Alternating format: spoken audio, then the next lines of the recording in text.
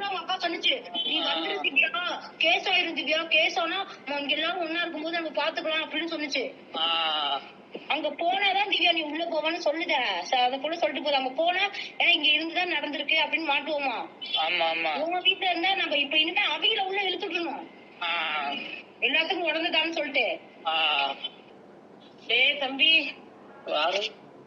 இது அந்த பிள்ளையோட ஃப்ரெண்டு தான் நானு. சொல்லுங்கக்கா. இப்ப என்னன்னா எல்லா பிரச்சனையும் எனக்கு தெரியும்.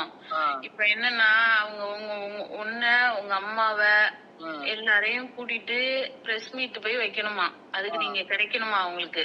நான் போனா தானே, நானே அதான் இங்கிட்டு தனியா நின்னுட்டு இருக்கேன். இப்ப என்னக்கா பிரச்சனை ஓடுது? நீ வீடியோ எல்லாம் பாக்கவே மாட்டியா? அந்த நாய் என்னெல்லாம் உன்னை சொல்லிட்டு இருக்குன்னு பாக்க மாட்டியா?